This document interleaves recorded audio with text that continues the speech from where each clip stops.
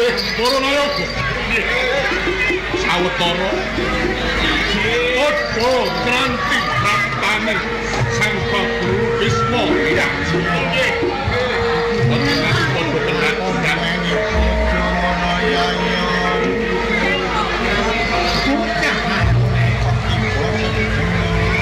Iki kapiyun leres ayu ning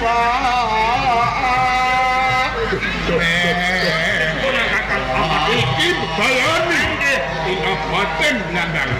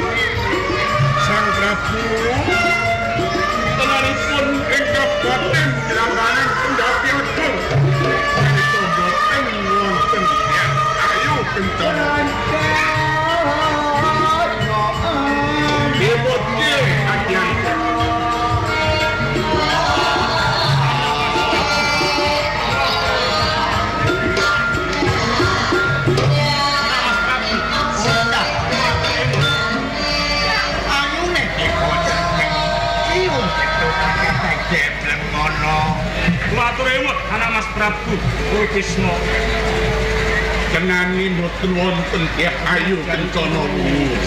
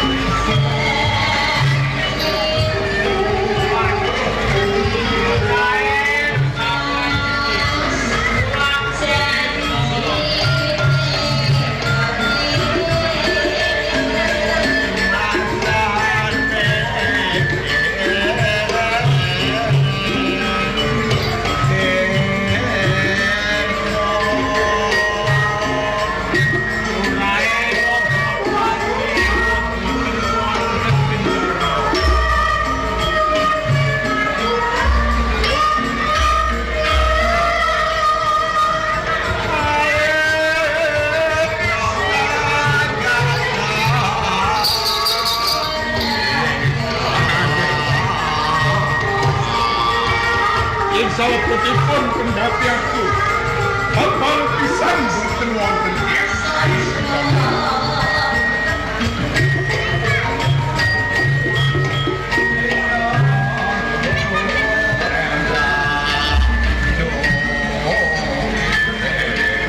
anak ager ya kurang gatak ngomong apa denono pun kakang ya iya anak ager buku tenangi salebetipun pendhati wonten ing Kabupaten Blambangan boten wonten Kencana Wuwu. Topi sinten tenanipun kula?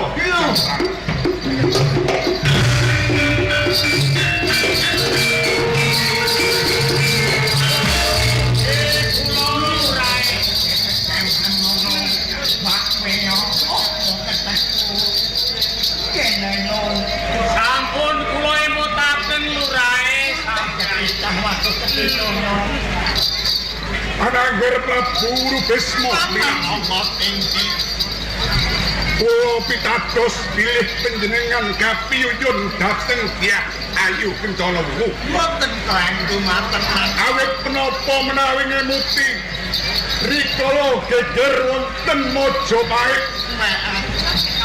mongko panjenengan rewangi pecahin jojo untating nyawa kedasanipun pancen bener rumiyin panjenengan nika bagus nanging ngantos rusak pasuryanipun anak Prabu Wurubisma Minakjingga jalaran mugemi patembayanipun sinuwun Prabu Brahma Kunjung aman anak buta kula kula sepuh kula man iki pancen saestu kawit dosa taun kapengker pancen kula bagus nanging kula pupu sayembara nalika wonten ing Praja Majapahit sinuwun Prabu Brahma Kunjung nggih menapa paman menapa badhe mboten kelampahan teman duh Angger Wurubisma Minakjingga sedaya nayaka sentana wonten ing gandangan menika namung nampi dawuh dalem Angger Prabu Wurubisma menawi to sedaya kula kapasrahaken angkat tol dalah adi angkut buta prasetyo minangka ndodok kori minang jampi suruwe leres menika ana Mas Prabu paman monggo iki kula sampun mangertosi piyambak menawi kula kapingin kalian nyayu kecocokmu ayo sewu sinuwun menawi panjenengan kapingin dumateng ya ayo kencana wuru monggo panjenengan menika sampun gadah garwa waito dalah pancen bener Inggih, leres menika. ayo ginipun dipun taras kaya ngono Menika leres kula sarujuk sangat menawi kula nantu kalian grawa kula kekane Menika leres anak Mas. menapa paman angka tinggi kersa nimbali dumateng grawa kula badhe kula tantungaken kula mboten kamratan menani bali anak kula waito dalah anakmu punjenengan Inggih, lan supados marak ngersanipun anak Angger Wurubisma Minakjingga ngaten nggih man menawi paman kekane sampun karujuki menawi kula dawuh kalian diarayu kencana wungu monggo paman kula boten nundung kalian panjenengan nanging timbalake karo kula ngaten yaten inggih Kamu anak Mas. Timbali. Inggih. paman anak kula Angger Wurubisma kesempatan ugi kelampahan gawe kula akan dawuh kula namung sendiri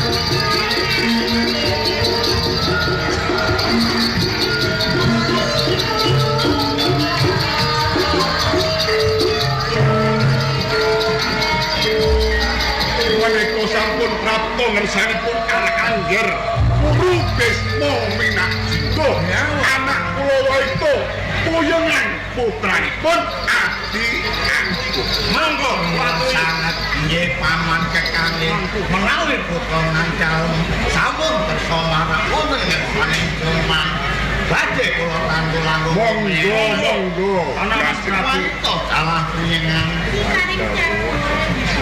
kaget hatimu yen tak timbali ana ngersane pun kakang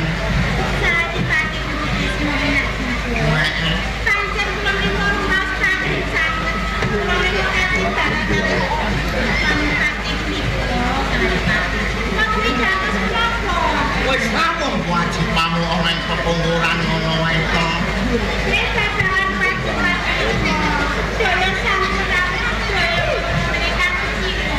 ono kuwi sing tak gadang kowe dalah puyengan piye anggone nyambut karo ana ing paman-pamadi putri ngono yo puyengan kowe didangu garwamu wis rampung banmu nyambut gawe apa durung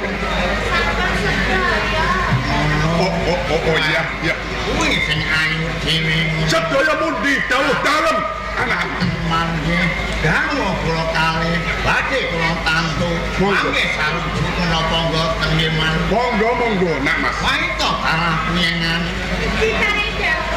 Girawaku sak lorong aku njaluk lelah kudu kowe wali lain lawan aku supaya lira penggalihmu yen aku kepengin gaut kepengin wayu karo dia ayu kencana tunu Kencana wungu. Mboten kecotot wungu menika mboten. Kencana wungu. kencana wungu sesembah ing praja Ngaten. Yer waito dalah kuyengan. Si mereka. Yen durung gamblang tak cetake. Garwamu kepengin pundhut salah sawijining wong wadon minangka dadi garwa selir kowe iki sarujuk apa ora? Lah ngono to. Iya kakak. Mereka Kulon dalmatku. mereka bagi bilang tulang cara cepat. Lah ya monggo. iya lawaku cahayu Cara cepat itu semua menaji. Yang saja itu. Menaik itu sudah mereka jadi. Mayu semua kali kencana sama cepat. Loro-loro kaya dirayu itu. Disanding-sanding dirasa, disanding-sanding itu. Sangat cepat.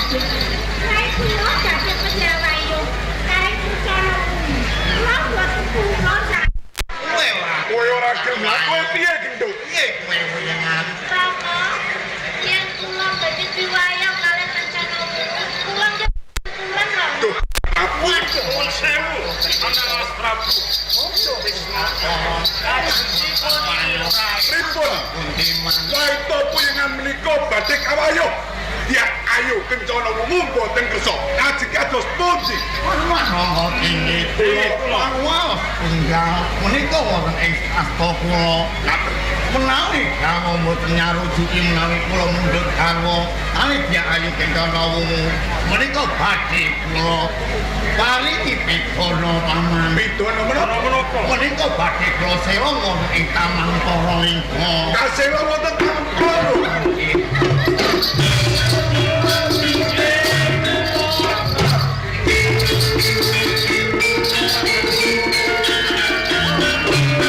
Waito gendut. Ora ngira bakal pisan. Don pun jodohke panjenengane anak angger murubis mau minak jinggo ana ing blandangan sangka rumah Sang Kumulya nanging yo kene kok gawe sangsaramu saenggo kowe diwayuh bae kaya aku. Robotik Krishna Rama. Yang diwayang berikut Rama Rama. Ya. Yang robotik Rama. Sampai gula Rama. Anak Amas Murubis mau minak jinggo menapa mboten saged kajabel pangandikanipun menawi nyelong anak kula Waito. Anak Mas kuaturin. Nganti ditaring kawecak sama anak Mas Prabu. Monggo. Nuwun monggo tinggi Inggih kula. kula boten saged jabel kula boten awa menawi grama kula kekalih kula selong wonten ing taman para lingga paman monggo tinggi Kula monggo kula aturi rambut kekalih Waito menika pingen salah ayo pingan monggo kabeh sabdaning dipati ing blambangan kowe kaselong ana ing taman kula. Ayo. Ayo ndak sira. Didik, lebokke ana ing taman kula.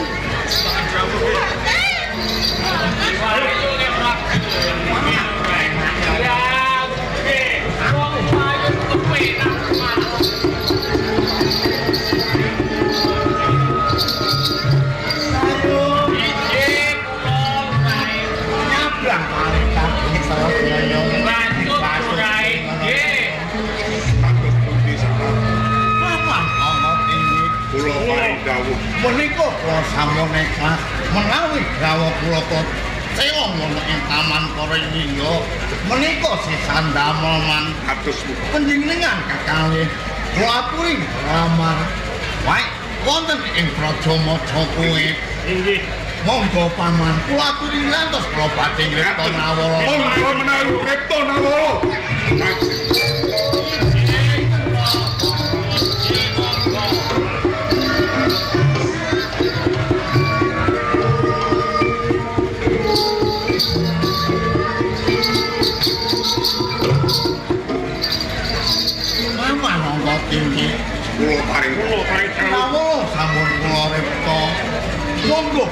panjenengan umarep wonten ing Praja Maja kuwe supados awala dipunaturaken dumateng Dyah Ayu Cekata Kuningan.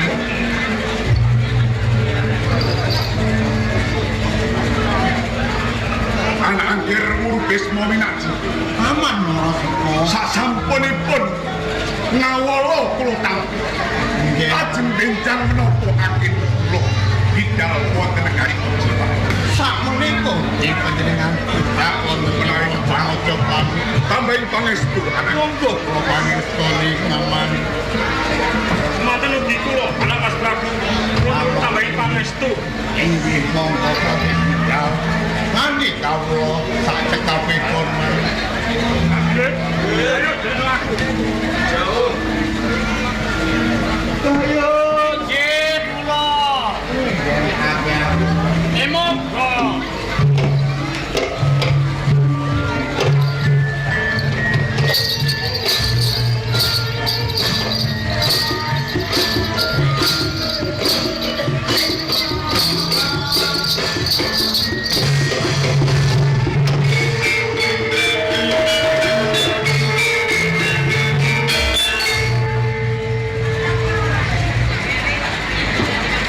Ape para prajurit. Siaga makarya. Resti Sanjata lumaksana kita. Ayo.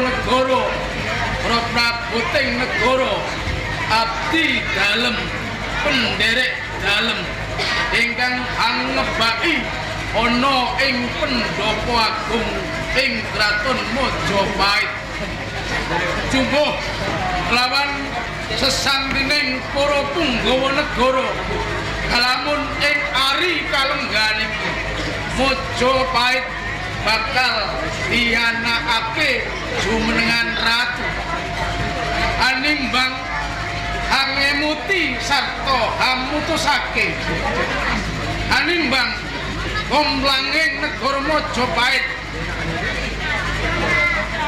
angengeti marang sabda wasiating ratu ing Majapahit nalika kaasta dening Sinuwun Prabu Bramartunjun bedhar sabda kalamun ana dewasaning putra dalem Dyah Ayu Kencana Wungu kang kudu jumeneng ratu ing kraton Majapahit. Kula ing kene aku kinarya pramugarining pasamuan hamutusake yen dina iki Dyah Ayu Kencana Wungu bakal dak jumenengake ratu ing kraton Majapahit.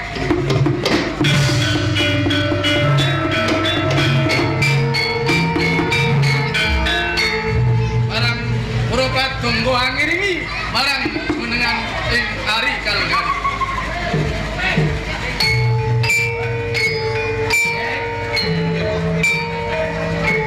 Langgar.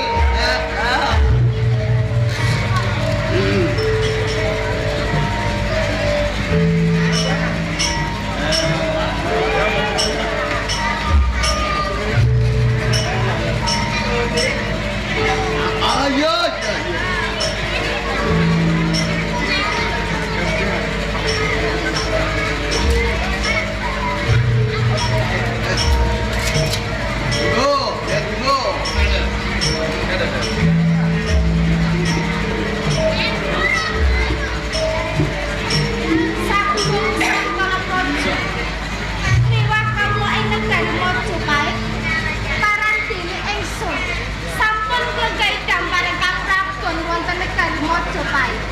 Ingsun badhe tambah jimat asma Sri Subasiti Kencana Wungu.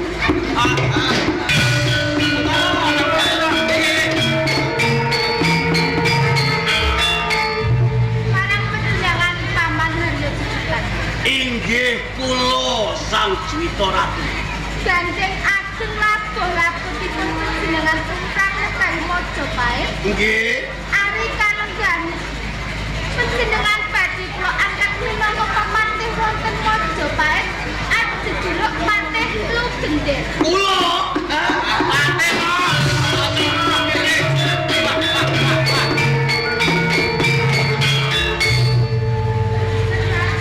Marang panjenengan Kakang Nenak Koncang.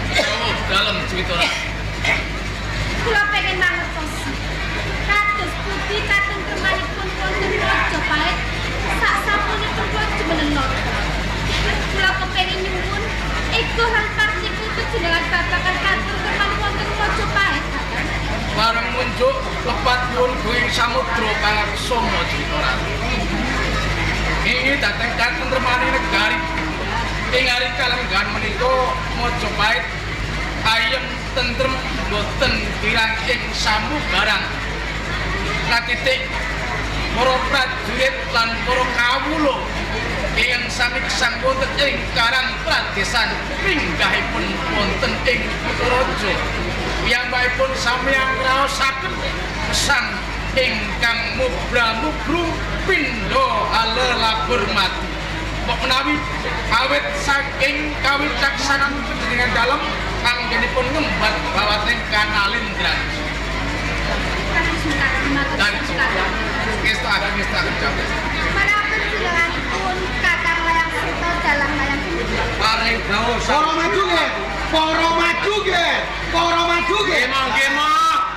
Katir maju katir. kados pundi supahipun panjenengan saksampunipun ingsun jumeneng nata wonten Majapahit. Terus Sang Juwita Ratu. Saderengipun kula matur, kula ngaturaken sebab bukti-bukti kunjuk Sang Juwita Ratu.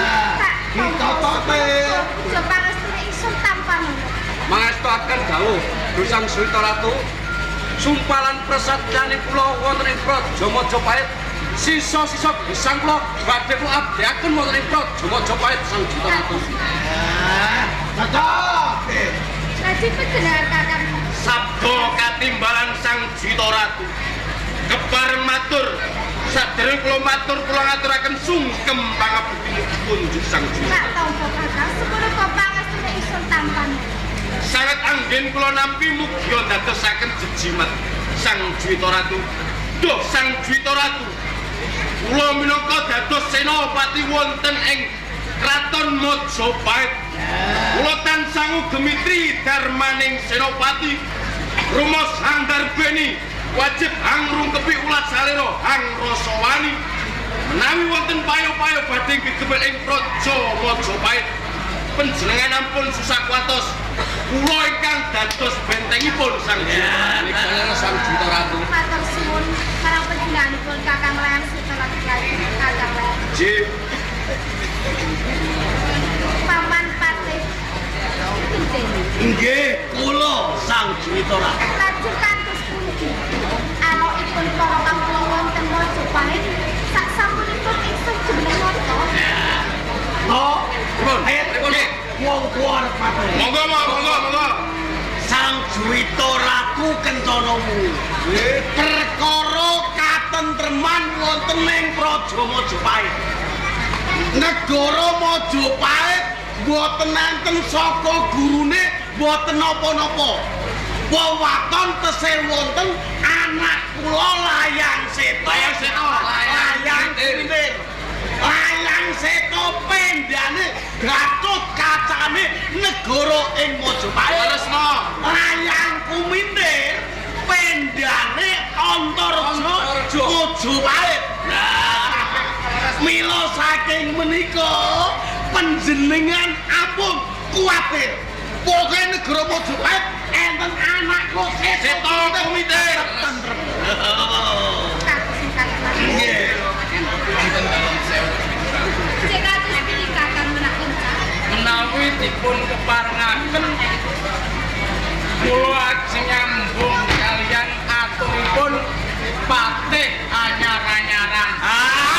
Wah, sampean nggih. Kakang Minangkabau sareng Nyek ngawitanipun Haryo Jejetan. Nggih. Haryo Jejetan. Ning saiki bareng kawini suda pinangka dadi patih. Dadi wong kang nomor 2. Lah, Karan Patih Lugende. Ning aturipun menika kok dados dening kodhok ingkang manggen wonten salebetipun leng. Lho, pangungkung ning boten wonten bukti lan nyatanipun. Iya. Tanjung buktinya. Lho, pripun ature Patih Lugende? Mojopahit ora ana saka gurune ora apa-apa. Ya, Waton isih ana anakku Layang Seta lan Layang Kumitir. Jarene Layang Seta kuwi Gatut kacane wong Mojopahit. Layang Kumitir kuwi Antarejane wong Mojopahit. Mongko Gatut Kaca kuwi iso mabur, saged mabur. Iso mletik tanpa soda. Ning nek Layang Seta mabur tanpa lar, mletik tanpa sodan, mlebu warung utang jajan. Niku dereng Juwita Ratu. Nika Layang Seta, Layang Kumitir. Anak Antarejane wong Mojopahit niku prasasat iso ambles bumi. Ning nek Kumitir mboten iso ambles ning ora iso balik. Tegese modal. Lho ngono kok Gatut Kaca karo Antareja. Kula niku tau buka buku nate sinau perkara perang-perang lan perang. Mojopahit ki ana payu-payu apa? Ana kedadian perang apa? Ora ana sejarahe, ora ana tulisane. Lah kok Layang Seta karo Layang Kumitir iso ngrampungi gawe niku mboten nate. Lho. Napa jenengan kepengin jajal anak kula Layang Seta? Kepengin mabur? Ngono. Oh, Yen pancen dhewekne sekti tenan. Yen pancen dhewekne kuwi duwe kalungan tenan. Coba tak jajal. Apa niki? Yen upami kula buktekake papan kene, niki bakal cilaka. Yen umpama kula mabur, niki gelaran iki ambrol terus pripun mungkin Jawa. Iya toh. Yo terus kabeh no panggunge. Iki mirapan wonten ing Praja ambrol. Pripun? Amit pesen Kalimantan kabeh kula yang soal.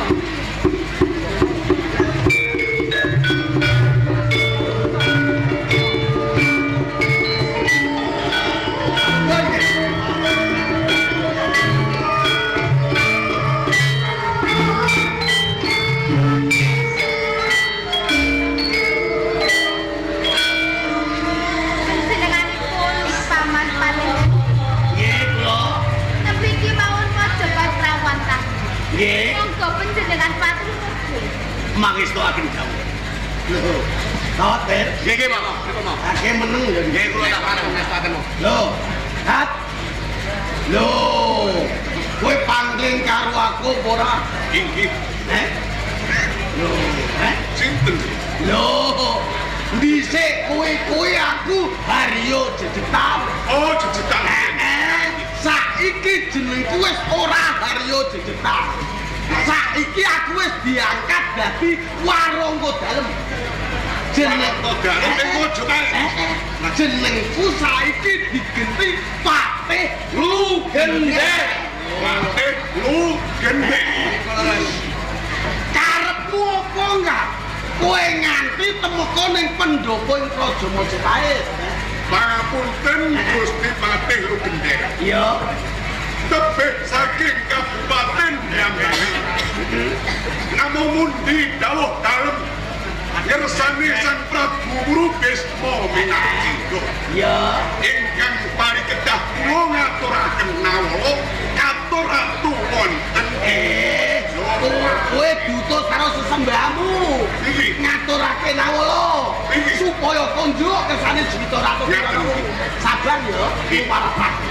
Sang Juwita Ratu Kencana Wungu sejatosipun pepating Praja Blambangan angkat buta ing pangajak badhe ngaturaken nawala konjuk kersa dalem Sang Juwita Ratu. Badhe ngaturken aku.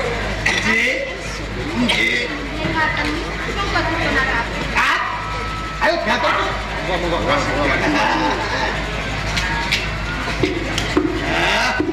Alon-alon lho, Kak.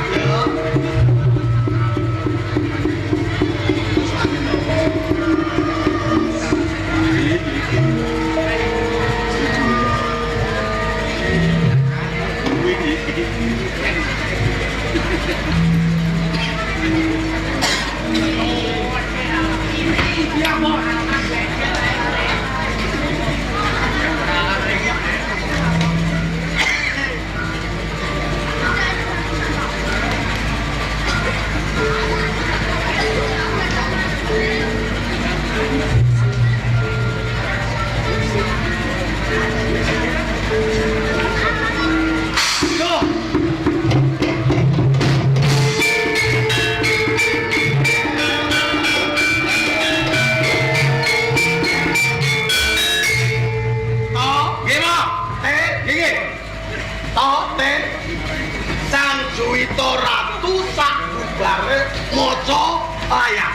Genjot saka palungguhan. Tak wacane. Nggih, monggo. Rasane nawala aku durung mangan. Nggih, monggo. Tak wacane ya to. Monggo, blas. Arep apa? Waca to, Mo. Tak wacane. Tak wacane durungoke ya. Durungoke. Malah momo. Kletu kuale tulisane. Wale. Iya. Tak wacane ya. Surat mugi katur dumateng Juwita Ratu Kencana Wungu. Atas nami Adipati Minarjingga. Badhe nagih janji perkawis patine Kebo Marwek nalika sepisan angka sing kaping pindho atas nama Adipati Minarjingga bakal nglamar Juwita Ratu Kencana Wungu.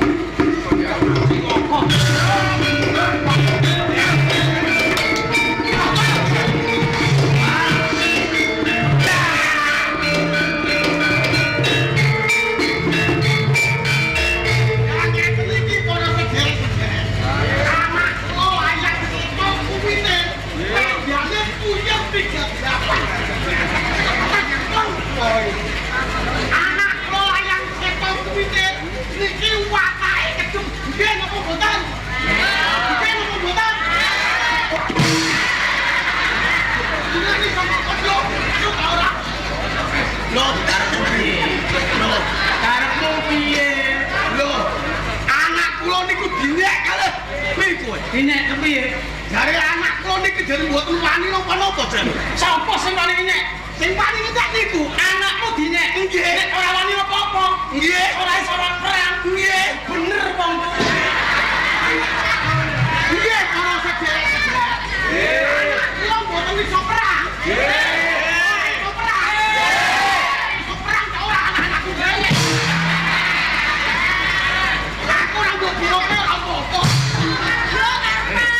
Ribut? Mah, itu kepatian. Kowe iki patih anyar-anyaran. Kowe mah buat iki piye? Wah, piye? Nah, bincang kowe.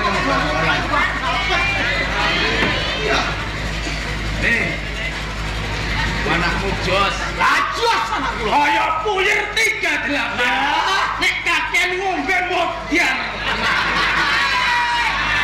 Ini ya. Apa? Anak pantai ku ora kaya ngono cacakane. Nggih. Subuh sito andak asor. Ora ketang piye wae kae tamu. Tamu saka Blambangan. Tamu kuwi ibarate raja. Kuwi kudu diajeni. Nek anakmu ora. Lho ana tamu kok malah ditempalani. Iki terap bapake kurang ajar ora ana anak-anak sing kaya ngono ki. Nggih para sederek-sederek. Bapake Seto kuwi kurang ajar. Kurang ajar. Kurang ajar ora. Kok ribut? Wis, petekan karo aku. Petekan apa? Mau anakmu ngajar utusan saka Blambangan. Nggih. Kira-kira nek dadi perang menang apa kalah? Lho anak kula tetep menang. Dialani niki kata. Lho. Nggih. Menang. Menang. Menang apa menang? Lho tet. Lah kula sami iki tak takon kalih. Nek anak buah kula sedaya. Para sederek-sederek. Oh perang kalih angkat buka. Menang apa kalah? Kalah apa menang? Ora ono. Ya wis ora apa. Ya ngene iki sing diarani politik nggih ngoten. Lho, awakmu kaya lugu ora duwe arsitek politik, ora nyekel. Nggih